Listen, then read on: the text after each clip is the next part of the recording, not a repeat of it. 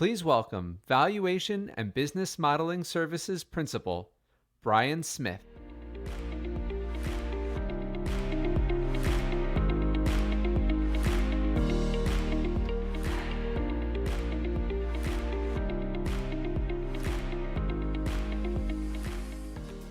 Good morning to all those out online, as well as all of you here in Miami with us. What started with Shane Battier ends with us. We are the last panel of the valuation conference, so we have the unenviable position of standing between people and their flights, lunch, getting back to work. But it's our commitment to you that we've done a lot of prep and we're going to make this really, really exciting. Think with me for a second. First off, let me start by saying my name's Brian Smith. I'm the evaluation lead for KPMG here in the Southeast. So on behalf of the partners at KPMG and all of us located in the Southeast, we hope you've enjoyed your time, those of you guys that are here in Miami. We ordered up the weather perfectly just for you guys. But we really hope you've enjoyed the conference, the activities, the networking, and we, KPMG, really appreciate your partnership throughout the years and going forward, so thank you. So let me take you away just for a minute and think about a lot of you guys are going to be, those of you in the room, in the next hour or 2 hours, probably getting in an Uber, heading to MIA. You know, you're gonna be going through security, clear or pre-check, whatever's quicker these days, you don't really know.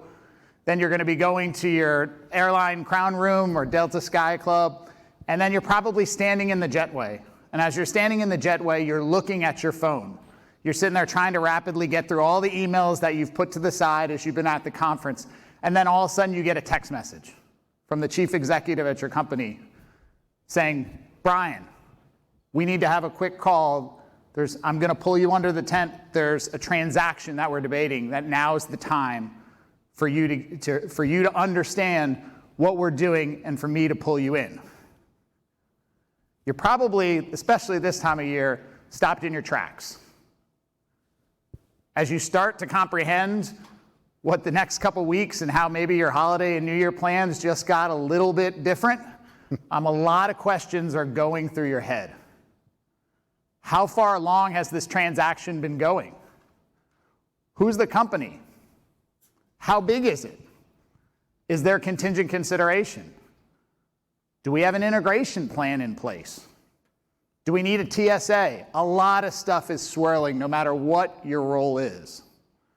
Well, over the next 50 or so minutes, we have a fantastic panel that's going to take you through a lot of experiences from companies big and small, private and public, that we have a wealth of knowledge that we're going to try to tell you what are best practices and what are lessons learned to have a very integrated and efficient deal process across all different functions of your organization. We thought this topic was actually really pertinent because you've been hearing that KPMG did a recent survey of corporate executives in the fall. And one thing that we picked up from that survey is just within the last year, the amount of time that executives, CFOs, CAOs have spent on transactions have increased. And then these same individuals that were polled, we asked, how do you see that shaping up for the next 2 to 5 years? And the strong majority said it's going to be even more involved with transactions. And specifically, for a lot of you CAOs in the room or online, that was one level of executive that actually thought even more so their role in transactions was going to increase, maybe around controls. So, like I said, sit back. We would like this to be interactive, so if you're in the room, please feel free to interrupt us. If you hear something, you have a question. If you're online, you can tell we're looking for your questions, so feel free to make this interactive. But without further ado, let's get to our panelists. Right. Lynn, Chris, Matt, if you don't mind giving everybody a little introduction on your background and your past. Yeah, sure. Good afternoon, I guess, or good morning, everyone. My name is Lynn Ross, and I am the controller at Whitecap. Whitecap is an HD Supply spinoff, and it's about $6 billion in revenue. We do, 3, 4, 5 deals a year. Prior, I've been with a number of other companies, and GMS was probably the most notable in terms of number of deals. In a couple years, in 4 years, we did 30 deals. So prior, I started my career with Deloitte and then went to Georgia Pacific and Coke Industries. Super excited to be here today. This topic is really one of my favorite ones because when done well, it makes everybody's job easier. When done poorly, it's difficult to recover from. Great. So we have a great panel. Thank you for inviting me. I'm Chris Moore. I'm the Chief Accounting Officer at Mirion Technologies, which is down in Atlanta, Georgia. You may not have heard of us, but we are the world leader in all things detection and monitoring of radiation. So that's either in your industrial space, power plants, and also a new segment for us, which is health.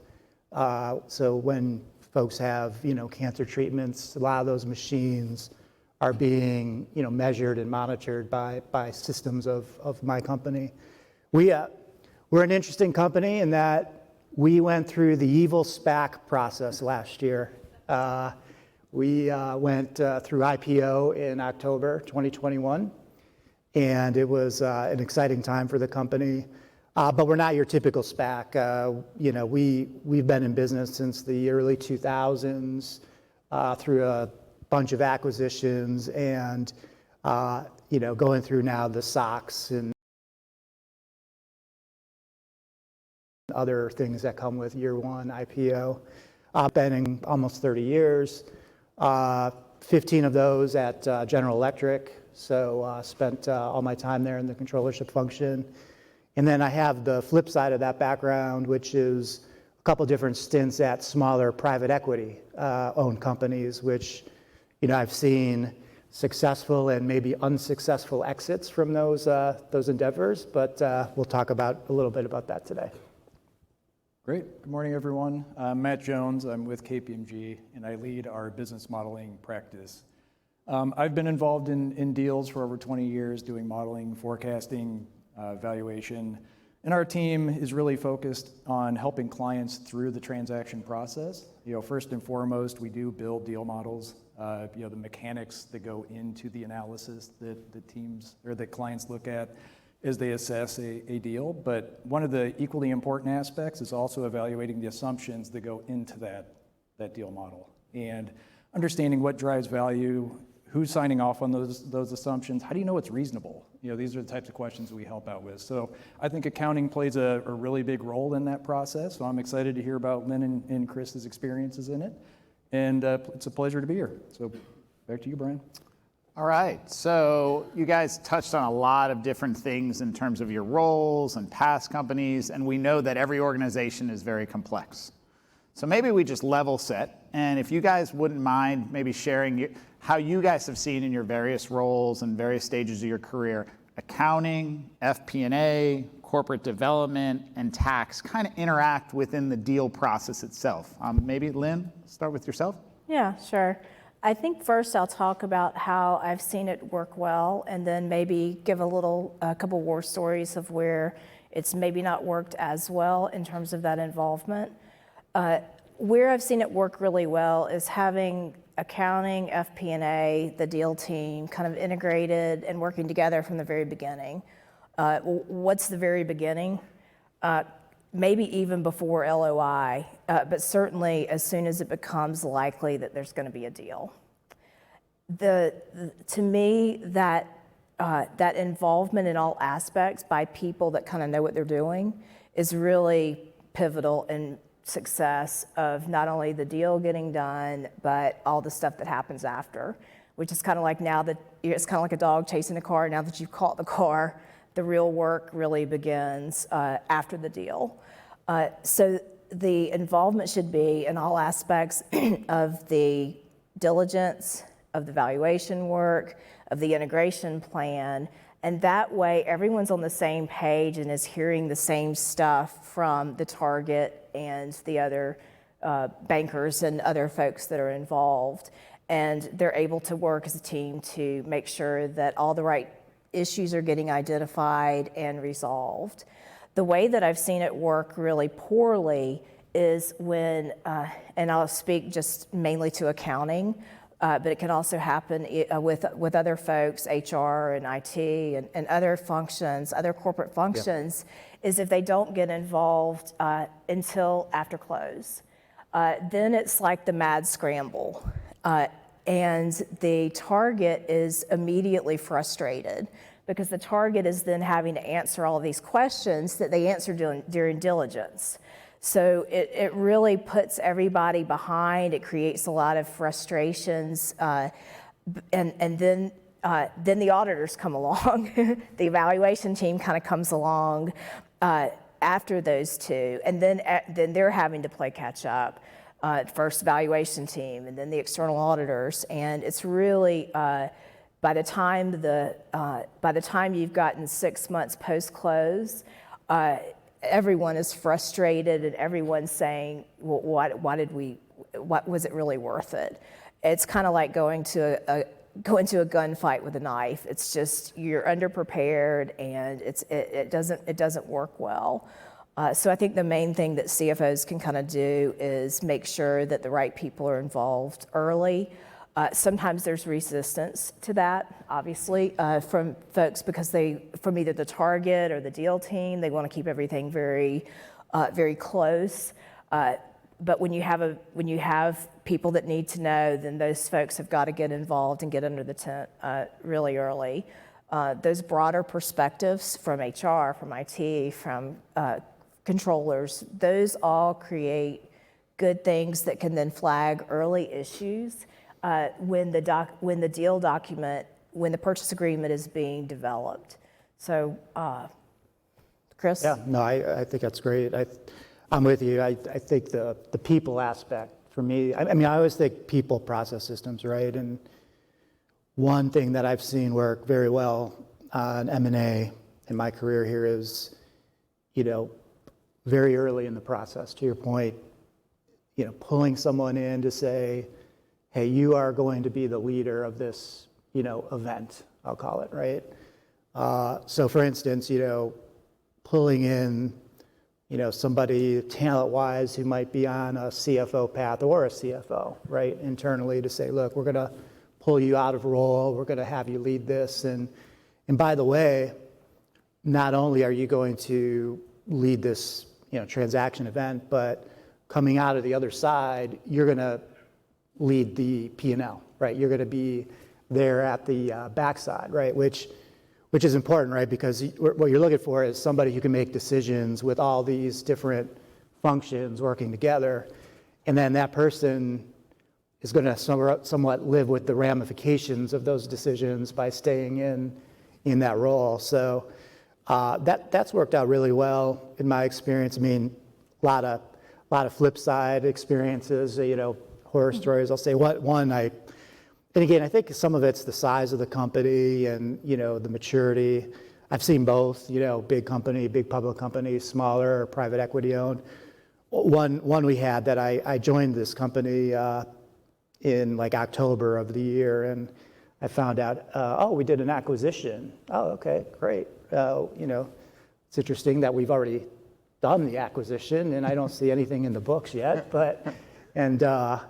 we found out that the transaction was actually done in March, back in March that year, and nothing was done. No, working with valuation specialists, no, integration plans. I mean, they weren't even in the ledger yet, in this case. So, no, that's bad, right? That's not the best way to do this, and but it just drives home my fact. You got to have the people in that process up front and try to have a big decision maker, because there's a lot of decisions to be made as part of this process. So. One thing we forgot to mention is, and there's some tax folks here, so where are we? That's what I've heard tax people say when they are not involved at the right point is, where were we? Why didn't we know? Tax people, as you guys, and it's kind of obvious, but sometimes we forget that involving them in the structure, in the legal entity structure, really helps, not only from a taxable income perspective, but from a structure perspective. And then after that, then it makes the accounting part easier because we know what the legal entities we're dealing with within the deal structure and the closing statement, and it makes that accounting and all the activities that relate to the funds flow and everything else much easier. Yeah, so Chris, I think you had a great idea about, taking a specific person and aligning them, taking them almost offline or giving them another hat, but maybe a more important hat at that time, and aligning them with decision making so they could push forward. And obviously that planning ahead and having that one point of contact is really going to, eliminate ideally fire drills or surprises on the back end. But I don't know, Lynn, is there any other best practices that you've had through your various stops and experience? Yeah, I think that early involvement in the key decisions is really important.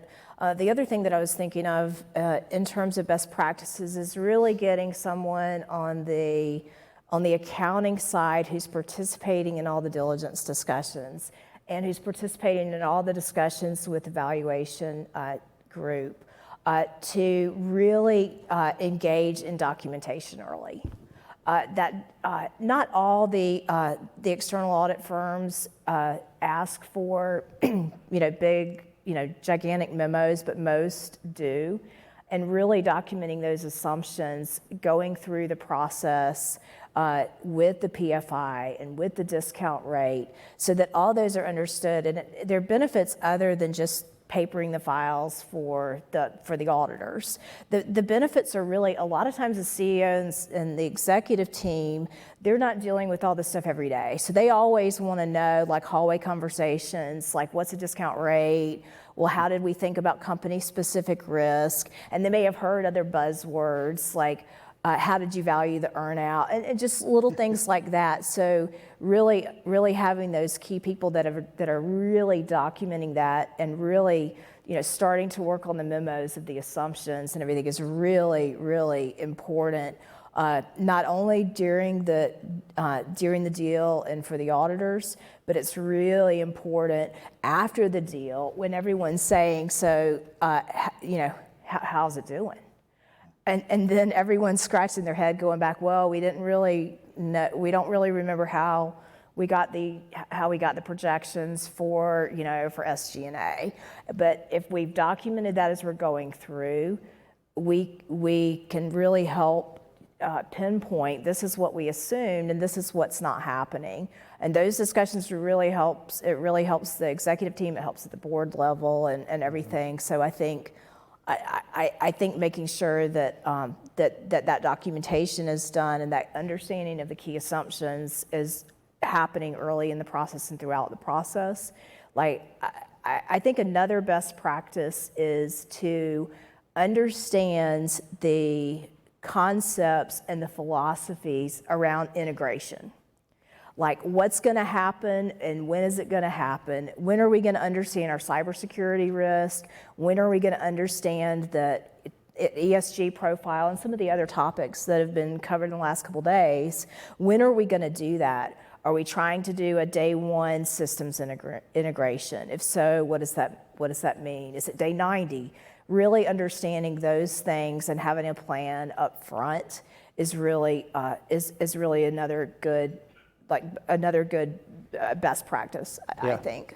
Well, I appreciate your comments on the documentation because, that memo's waiting, or the auditors are waiting for that memo, right, at the end, and it's somewhat of a lost art that I'm finding at least that we're, retraining folks on in our team. Yep. But, adding on to that, I think one of the things that my office can do from an accounting perspective is just make sure we have the technical expertise on purchase accounting and all things that come with that. It is, not the easiest area to deal with, and little things will, matter in this vein. I think the other thing, again, I like to harp on the people side of this a lot. In another best practice, Brian, in my mind is getting to know the other side. it's interesting, right? Sometimes, and when you alluded to it, like, is there this firewall, right, in this process where you're not, supposed to go talk to certain people about certain things? But I think it's so important to do that as soon as you can, or allowed to, like, because there's always going to be, like, if you fast forward a little bit to, you'll have a TSA probably, right, at the end. And just knowing who those people are and having that relationship at that stage is just so important to deal with the eventual challenges you're going to have, in the post-integration or integration phase, really. So getting a good relationship going with the other side of the transaction and the key people are, I think, another best practice here. Yeah. I guess one just follow-up question for both of you. I think I know the answer, but I think it'd be great for the audience. Do you see this as different given the deal size? Does a bigger deal, is there more an emphasis on this, or is it the same regardless? I don't know, Lynn or Chris, any thoughts? Yeah, I mean, we're living this right now. We did a very small acquisition recently back in the summer, and I mean, our revenue is about $750 million, and the acquisition was a $10 million or so acquisition, so it's small, but it's a lot of the same challenges in terms of whether it's big or small, in terms, especially, again, the people side and who's coming over, who's not. And this particular transaction was interesting because you're not just dealing with, like, the M&A folks, like, on the integration. In this case, who we bought from, their accounting services are in a shared service environment, right, that are not connected per se directly with the business. So, you're getting on these integration or planning calls, and you got to go different places to get the right, decision makers there. I think, maybe you dial back certain things on a smaller deal because you do, again, we're wanting to have materially correct financials, and you can make some judgment calls in my role there, but I think it's pretty similar. Yeah. Lynn, do you find the same thing? Yeah, I think every deal's different, right? So every work plan is slightly gonna be different depending on the size and the nature of the deal. However, I think in some ways small deals are harder. They certainly can be harder from an accounting integration perspective and also an IT integration perspective. You sometimes have systems that are not well developed, and you usually have, I see a lot of nodding heads, you usually have like one person, right, that does everything.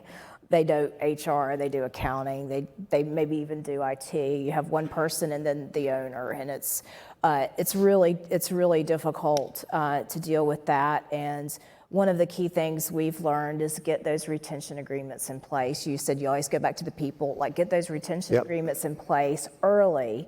We've made some mistakes and not done that, and then all of a sudden you're dealing with, we're currently having to fly a couple people out to Seattle, hopefully after the holidays. But we're to basically get consultants that know Epicor, which is their ledger system, which I've never even heard of before a couple weeks ago. And it's very, very difficult, right? So now we're having to kind of scramble because we didn't get those retention agreements in place to make sure that we retain that key person at least for 6 months, 12 months, whatever the date is. I mean, we're throwing good money away doing this, right? When we could have prevented it, and we'll spend far more than we would have spent with a good retention agreement by the time we're done doing the accounting, and we've got to close the books, right? It's not particularly a big deal, but it's a big deal. Yeah, and it's interesting too. You mentioned that the smaller deals can be harder. The accounting complexity and the challenges that you have don't necessarily change depending on the size, but the engagement of the rest of the broader team is typically, you get more engagement on the larger deals, right? And so on the smaller ones, now you're left, trying to figure out some of the accounting decisions around implementation of the systems or integration of the systems on your own versus, those decisions have been made on bigger deals. So I guess it may be pivot a little bit. We've talked a little bit about the best practices, and we've touched on some of the challenges, but I really want to kind of hit on some of the other challenges you guys have seen I don't know, Lynn, if you want to start with some of the, what have you seen as you've kind of gone through your career, so the really critical issues that have come up? Yeah, I mean, I think it kind of goes back to not getting the right people involved early and underestimating or being overconfident about the complexities. We had this is years ago, at Georgia Pacific, and it was a Canadian deal. There were some OSB plants that were up in Canada, up just below the Arctic Circle. And it was only like four manufacturing facilities. I think that we had done a successful deal the year before where we bought some international paper assets. And so we were overconfident in our ability to understand and integrate the people. And we underestimated the complexity due to the the fact that it was in Canada. Because you're kind of like, oh, well, that's not that big of a deal, but it is a big deal because all the tax rules are different, all of the regulations are different. So we really underestimated it, and particularly I think on the people side. Like I went up for 2 days in February to Canada and met like 15 accounting people, but I was only one person. And I really wasn't a very large voice in the organization, and we didn't know, we really didn't have the IT support, the HR support that we needed. So that was a really messy integration because we were playing catch up, and we underestimated the complexity of the deal. We underestimated we were overconfident about our abilities because we'd done it before. I think too where this, and we touched on this earlier, but this is where the target's been answering these questions through the diligence process, and then they get landed on by HR, by IT, by finance again, and they're having to answer the same questions. And so they're exhausted by the time the diligence process is over. So it really makes for a tough kind of accounting integration. So kind of, I think, understand we keep going between challenges and best practices, but really making sure that we're walking through that balance sheet early and getting the right people to really understand the mapping. I mean, the mapping it can't be underestimated. You get the wrong mapping and you're dealing with it, you're always gonna deal with it 2 months down the road. Someone's gonna say, what's in this other asset? And you're not gonna know. And then you're gonna be like, we did it again, or we didn't do it again. So I think where you don't get that detailed, kind of the detailed work by the folks that understand the detail, and that's true with payables, it's true with cash collections and applications. It's true with all the kind of tax processes, the sales tax, all that detail, really not understanding that at the right level or thinking that you do, but not getting the right people involved deeper in the organization. That's a real big challenge. I think the other challenge there is it's a target. So the target many times will say, we've got to keep this confidential. We don't want anyone here but 2 people. I think that the controller type and the CFO type really has to sell the deal team on, hey, this is how we want to do things organizationally going forward. If we're going to get closer to a day one integration, we have to tell the target, this is how it's going to be. We are buying you, not the other way around. And you have to tell them that, or you'll be, that's a big challenge, because as long as the target's kind of driving, well, you can do this and you can't do this, then you're kind of excluded from being able to really execute on any of these best practices. So there are a lot of challenges in getting these things across the finish line, but there's just some of them. Yeah, I agree. That's a great comment about the upfront discussion, and it's hard, right? It's not comfortable, but that upfront discussion about what's going to be the strategic way we're going to do this and making that clear between the parties, right? Because it's a lot of time up front and challenge up front, but it does save much time on the back end in terms of what steps are going to be taken here.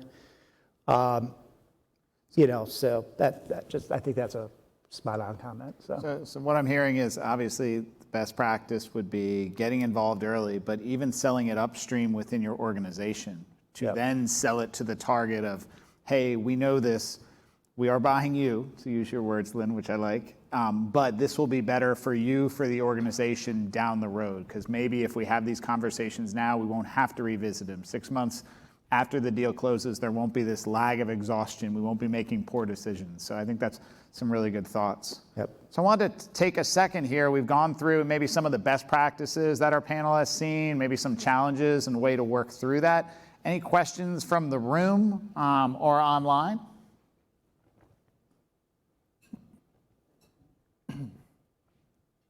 Okay. Good. Yeah, I mean, and maybe to go back to a point you made earlier, Lynn, around the when is the right time to get the team involved? I think you mentioned having accounting involved in the LOI phase. I mean, from my perspective, I've seen a similar process from getting the functional groups involved at that same point in the deal process. I think as you look at when diligence is getting sprung up, you're getting the commercial team involved, you're getting manufacturing involved, a lot of times marketing and the other SG&A functions, because they're wanting to make sure that this deal makes sense. And a lot of the work that they're doing is understanding where can this business go going forward from a financial perspective. Frankly, though, accounting's not always at the table. Yeah. And I was talking to another client about it not too long ago, and for this particular one, they do 1 or 2 deals a year. They're getting more acquisitive. The chief accounting officer is that liaison that you guys are talking about, and he has a day job that he has to continue to do as the CAO. But the way that he approaches it is he takes the time between those deals to go and talk to the deal teams around what are some of the critical aspects that are going to come up on these deals, whether it's RevRec, IFRS to US GAAP conversions. You mentioned the chart of accounts issue. Yep. That was one that was on his list as well. So that he doesn't have to feel like he has to be in every meeting necessarily, but the deal team, whether it's corp dev or some of the other functional groups, are kind of keeping an eye out for what are going to come up as accounting issues, because they've heard it from him already, and he's built that relationship and knows that they're going to reach out when those issues come up. I guess as you guys think about other aspects around being involved at LOI, is there anything else that you'd add to that? Yeah, maybe I'd add, obviously the actual draft structure of the agreement is super critical, right, from an accounting perspective, because we're looking for a couple things, especially reps and warranties, right? I want to look at reps and warranties and say, all right, number one, are we signing up for something that we can actually do, right? Like, especially if you're on the, the sell side, and, are we able to do these financials the way they want them, and are they putting those in reps and warranties, and how do we think about that? But also, obviously, just, are there things we haven't considered that pop up in reps and warranties that, create day one accounting that we haven't thought through in any of our, accounting or balance sheet models or goodwill, calculations. So, being really, one company I worked at, I had a great CFO, and, he just had done a lot of these right before, and he just knew reps and warranties, and just said, hey, I want you owning this and looking at this, because I know that's where some issues can come out. So that's important. Yep. Maybe to take a little bit different approach now. I think the deals are complex, right? And so as you think about some of the challenges that have come up and the consistent themes that have come up around complexity, I guess, are there certain issues, or whether it's forecasting or those types of issues that have come up for you in the past? Yeah, I mean, it's a good point. In the accounting lead seat, the one thing that you really want to be looking or thinking about is, you've got financial projections, right, for this deal. It's kind of where we start right on the accounting side in terms of, what are we doing in purchase accounting and those types of things. And, I've learned through the years, you just have to be comfortable being that other voice in that role, in terms of you've got a lot of, when you get to a certain point of this process, you've got a lot of momentum, right? You've got a lot of people with, career aspirations at stake, and, the train has left, right, the station. But, you have to think about, all right, I have these projections. I need to think about day one accounting. Do they make sense? And, Brian serves our company at Mirion, and, you guys come in and do a great job on this, right? You help me think about, all right, what's going on, right, in this, look at these projections, anything that you see that kind of look weird from a valuation perspective.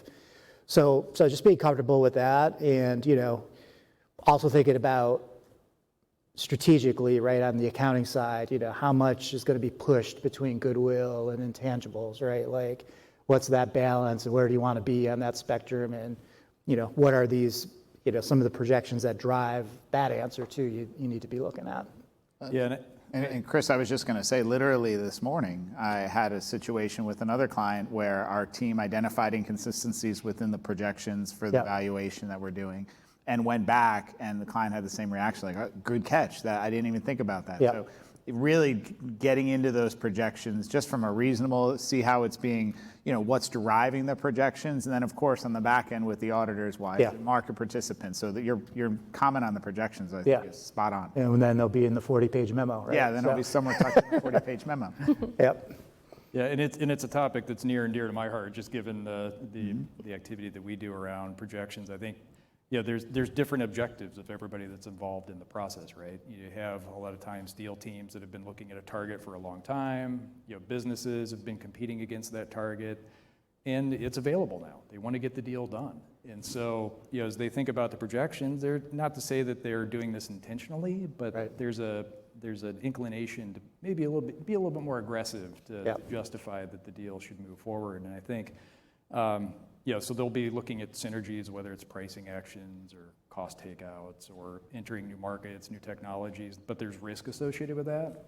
And I think what I've seen, from a best practice standpoint is, really looking at the forecast from a base business standpoint, and then discreetly identifying each individual synergy action and what's the value that comes from that and the cash flow that comes from that. So you can assess once you get to the total value and the transaction value that you're moving forward with, you can see, well, actually only 3 of these synergies or 50% of the synergies are the key ones that are going to drive this deal. And it really narrows the focus of the business and the team on what should they be prioritizing post-deal to make this transaction successful. And I've seen it go, frankly, in one of my prior roles, I've seen it go poorly too, where you're going back to your comments about the liaison and the importance of that person in accounting and finance. I was working on a deal where it was a benefits outsourcing and consulting company buying an HR outsourcing company. So a slightly different, business, but close enough that they felt fairly comfortable, moving into this new area. And the transaction or the forecast had multiple new contracts hitting within that year. And then each year thereafter, additional contracts being layered on at a very aggressive pace. And these are 5-year contracts. And so if you don't get them right, you're in a tough spot. Yep. Finance raised that as an issue, said, we think this is too aggressive. We're not going to, we don't think we're going to hit these projections. We're paying too much. And that trust was not built between finance and the business. The business moved forward with it. What ended up happening 2 years later, obviously from an accounting standpoint, they wrote off all the goodwill, which is a bad answer. Yep. But even more importantly, the business leader that moved forward with it was let go. The finance person who, even though he raised a flag, he was still signed off on the deal. He got moved into another position and downgraded, no longer was part of finance leadership. So there's real life implications to these decisions as well. And I think accounting can help in this process, right? You guys are going to own the projections after the deal. You know the questions that the auditors are going to ask, and you can ask some of these tougher questions too, but you have to have that trust. That's right. Yep. And yeah, all similar themes of what you're seeing about getting involved early, having maybe those synergy discussions, how's the impact on accounting, and then also tying it. Lynn, you had mentioned having a person tied to maybe the success of the transaction going into a role there. So I think that's great. I did see a hand up last time when we went back. Was there a question? Perfect. Great. Well, any other comments, on just additional complexities that maybe we haven't? Looks like we have gone one to? over there. Yep. Great. Isham. Yeah, just a quick question, and just in regards to your experience in the field about if there is any new technologies and systems and how that aspect really plays into the acquisition process and deal process, and maybe the trends that you guys have seen over the past, if it's years or in recent times, how that's becoming, or if it's becoming more and more prevalent into a successful transaction. Yeah, you mean technologies on the target side? Or in either case. Yeah. Yeah. Yeah, so I can speak a little bit to technology on the target side. When I was at Vontier, we acquired a company called DRB Systems, and I had never really had a lot of experience in the industrial technology space. So when it got down to valuing the technology assets, I was a little bit surprised by just the level of effort there. It was really important to, again, make sure that we understood things early on, that we understood the technologies and what the revenue streams related to the technologies were.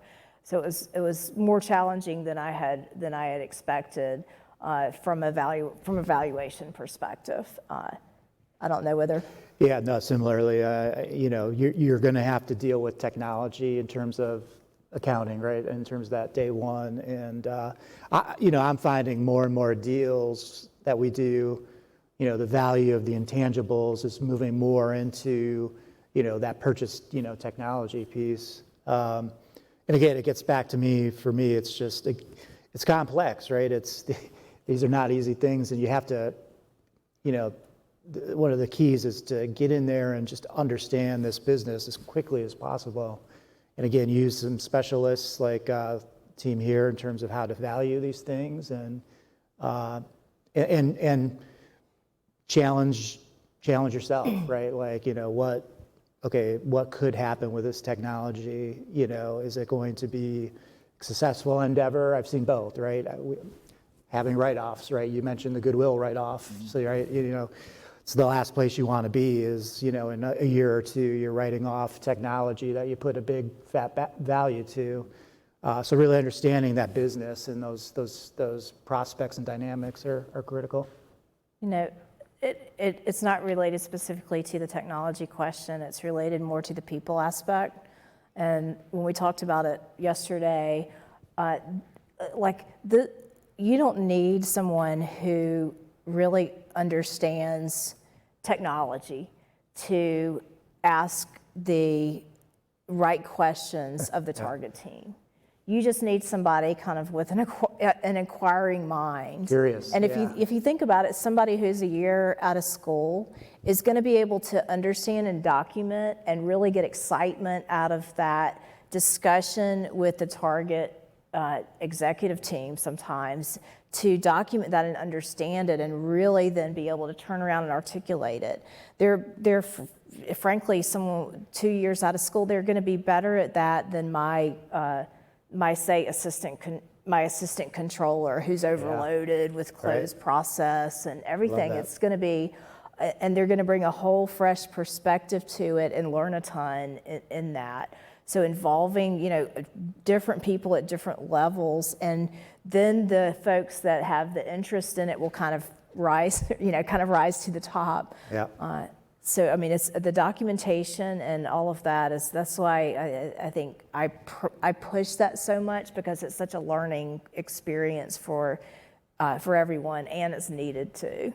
Well, and you go back to the people discussion we had yesterday. and maybe engaging some of the younger members of our organization, of our love teams, it. giving them new opportunities, Yeah. checks that box and keeps them, enthused, energetic, and with our organizations. And Lynn, I couldn't agree with you more. They may know it a lot better than someone in I our. love this idea. This is, I mean, to the talent discussion, it's like Yeah. a sweet spot that they would typically like to be in, right? And Yeah. getting in front of decision makers and those sorts of things. I think it's great. And then maybe they'd want to work on Fridays and so. Yeah, exactly. But Chris, I know when we were talking and prepping for this, kind of one complexity that you kind of mentioned as you were kicking around ideas was maybe how the purchase price is structured.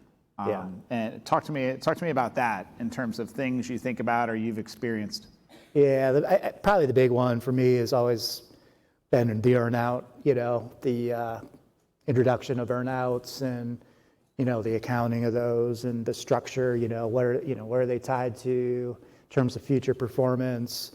A big question always on the accounting side is this part of purchase price or is this, day two compensation? And obviously, when you're the buyer, you don't like that day two expense, outcome per se. But you also, this is an area you have to be tied in with your auditors pretty well because actually on this topic, I've found in my history that different firms have different views on this question, and and some of them are pretty hard bent, I'll say, in terms of what the interpretation is. So you really just need to actually have that conversation as part of that process.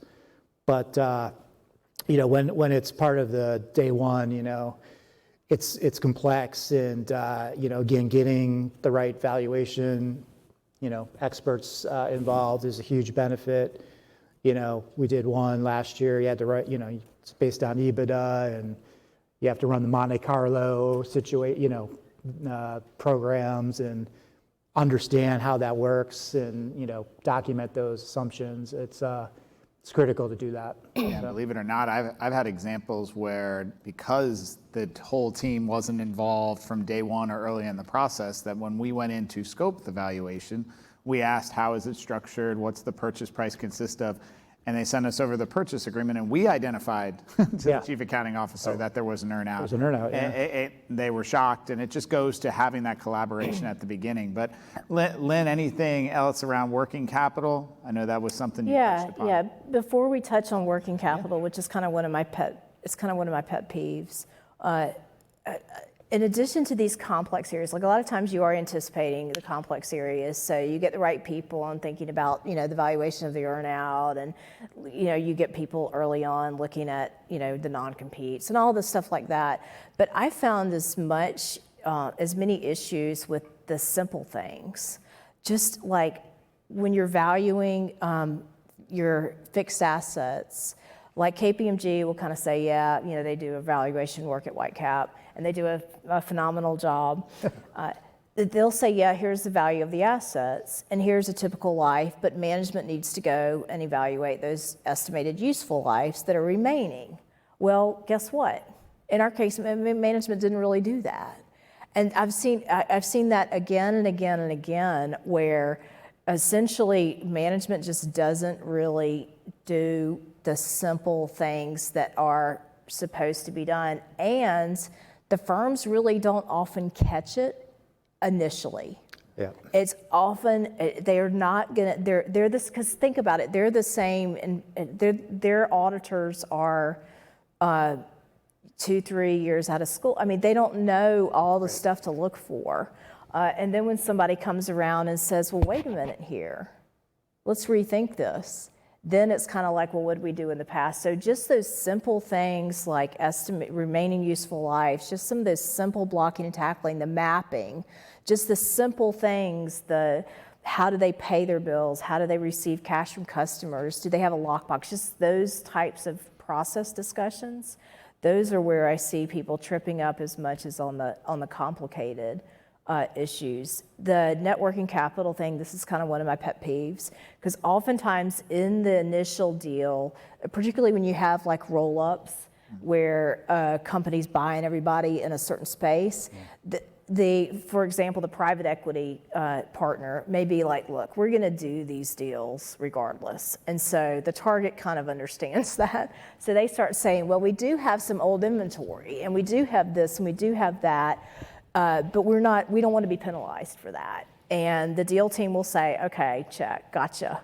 And so that will be kind of baked in, but nobody adjusts the target working capital. So then it comes time 60, 90 days later for the target working capital settlement, and you have all these accounting squirrels running around trying to figure out what the inventory value was and what the receivables were collected and what the payables.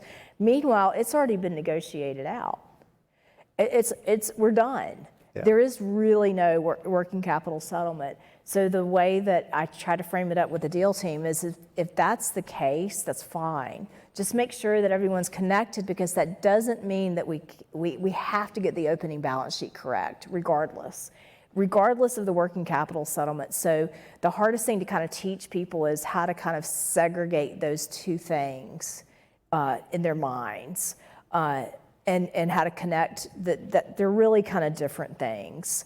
You have a working capital settlement, which is a negotiated part of the deal. You have opening balance sheet, which is fair value at the opening balance sheet date, period, the end. Yep. So that's my story. Counting squirrels, I like that. Network That's a good capital. visual running around. Yeah. But guys, have you seen accounting influence, the forecast that you're provided or that's done to price the deal, or just the deal structure in a way that, is valuable? Or I know it's always valuable, but that the broader organization, the broader deal team sees value. Chris, any thoughts? Yeah, I think, Brian, we talked about a few items already. Maybe one that I'll throw in there that we haven't, mentioned is the, quality of earnings, Q of E. I don't know if, I think there's different trains of thought out there on Q of E's and how are they valuable, are they not, is it check the box? I'm a fan of it, whether you're on either side of the plate. I think that's one area I know accounting can give value to, because we're going to pour through that report, right? And we're going to see, all right, what are some of those one-off transactions, right? And how do we think about those and turn back to the projections discussion and what's recurring and not recurring in terms of the accounting for day one. And, also this is where you get, in the private equity space, there's the whole concept of non-recurring or, one time, right? And you have to just be careful here, right? You have to look at, how, depending what side you're on, are you how are you going to show and how are you going to document and support that view, especially if you're the seller? And having a quality earnings report with an independent firm coming in and looking at that and giving that additional sort of, I'll call it certification that, hey, the company, in this case that is selling, has presented those one-time adjustments in an appropriate and consistent way. I think there's value to that in this process. Well, and that could also determine the purchase price. Yeah, We're applying EBITDA. If you miss that mark, that's real dollars. So, great point. Lynn, any thoughts? Yeah, I think accounting and tax both can definitely impact the deal structure.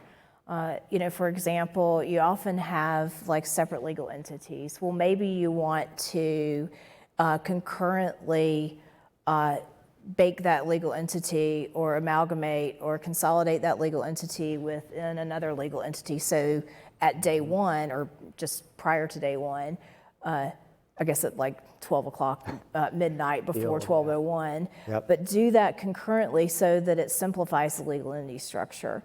That wouldn't always be the case, but just that, and then making sure that, for example, the working capital portion of the purchase agreement is stated in a way that is that makes sense.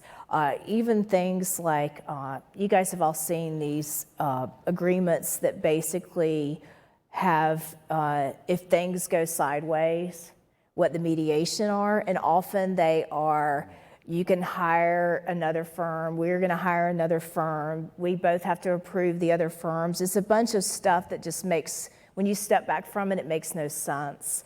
So you can say to the deal team, we don't know, we don't want this in here, we don't want we won't need to hire another firm, right? This is not material enough, or it's not, it's not significant enough for those mediation things. This will just create a lot of complexity. And so even just things that are kind of common sense. And then obviously when you have an earn-out, making sure that all of those things are baked into the deal in a way that people will be able to understand a year later.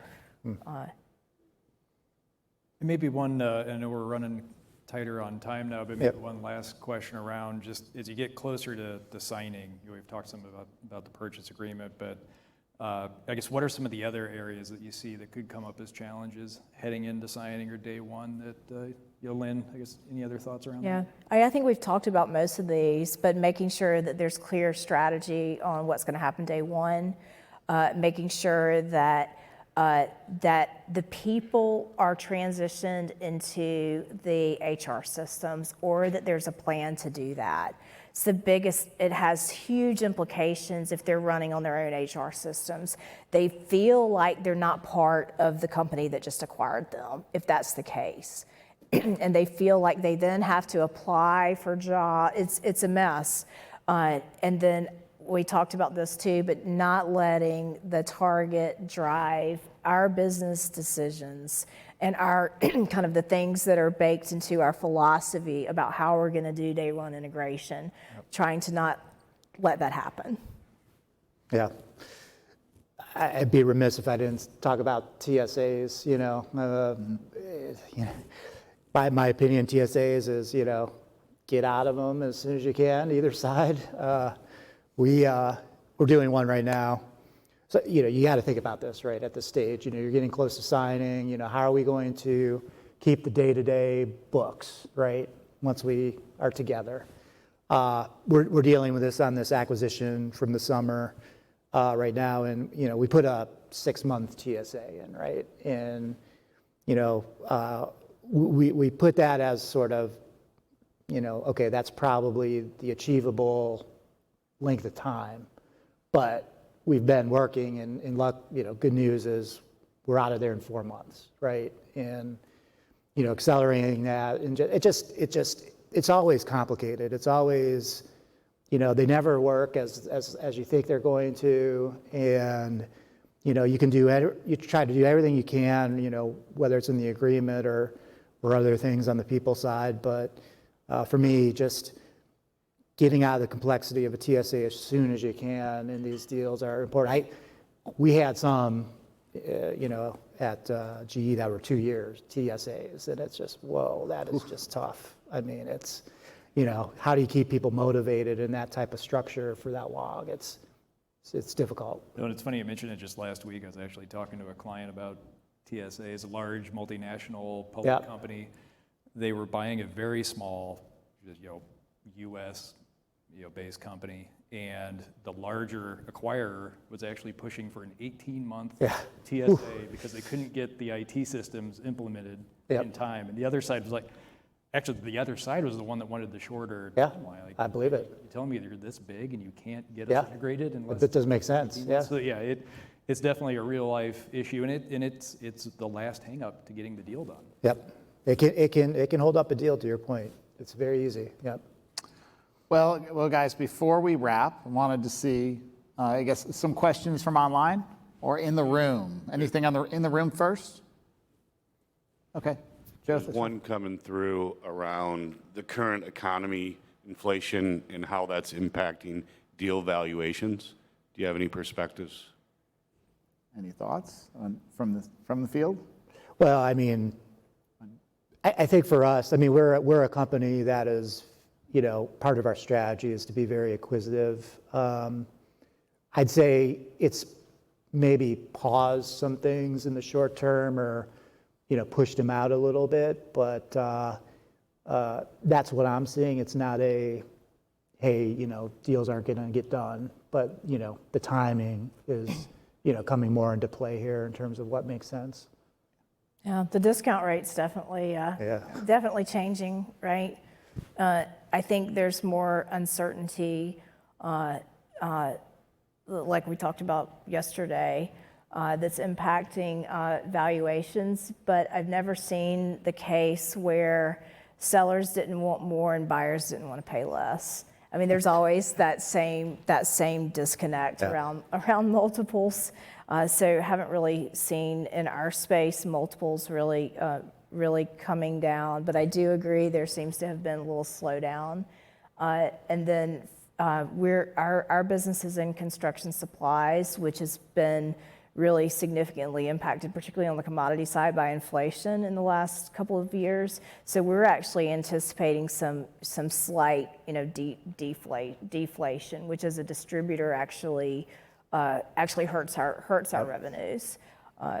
So it'll be interesting to see how deflation kind of impacts others in the space as well. Yeah, and I think from Matt and my side, from the service provider, I think we're definitely still seeing deals get done, but that timing aspect, it is drawing out a little bit.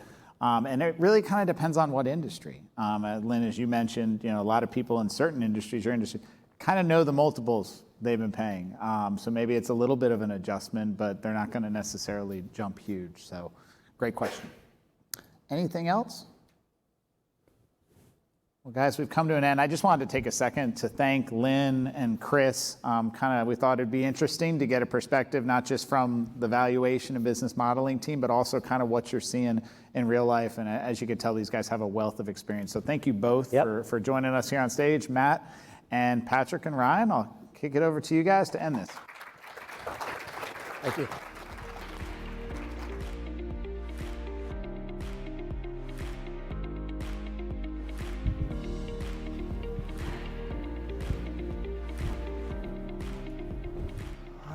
All right.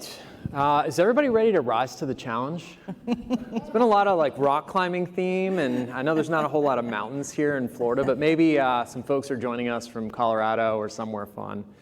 So I just want to remind everybody, the event's not ending right now. We've got an incredible virtual session coming Thursday that'll give everybody some updates. I have been getting some live text updates from some of the folks online that they found our content more practical.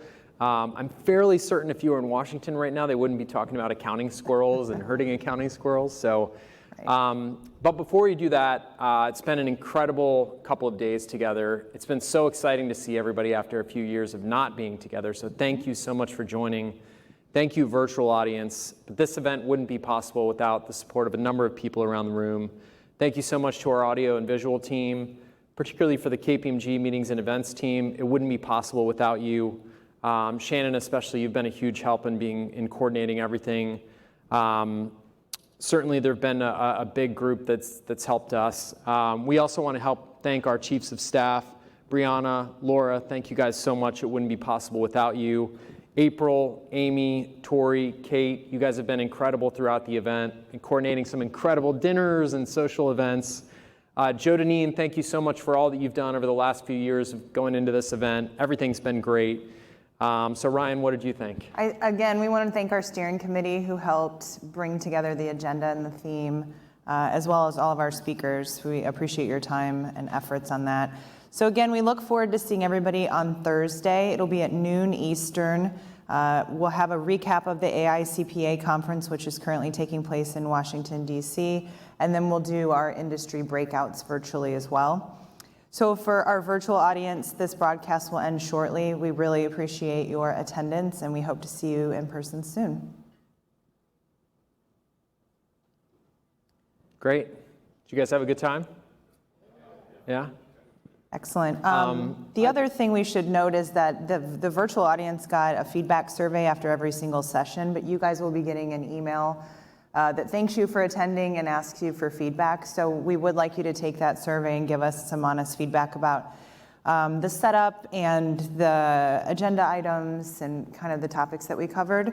We really want want to do this again in person next year, and look forward to your feedback to make it an even better event. Yeah. And I think we're looking to make that decision fairly quickly so that we can get a good turnout, possibly even a bigger turnout for next year. So many of you probably heard me poll you during dinner last night or on the boat. So I'd love to hear from you guys on what you liked, what you thought could be better. We're going to look to secure this fairly quickly so that you guys can have as much time to plan as possible coming down here. We love Miami. The Fontainebleau's been good to us this year, but if you've got other ideas, we'd love to hear them. Just quick logistical, we've got lunch to go. There are little to-go boxes there if you need to get running to the airport, if you want to hang out for a couple more minutes in the sun before you have to head back to a cold destination like Ryan and I. We'll hang out and hopefully have a few laughs about the last couple of days. So again, thank you guys so much. It's been awesome. On behalf of travels. KPMG, Ryan and I, and all the partners in the room, thank you guys. Thanks.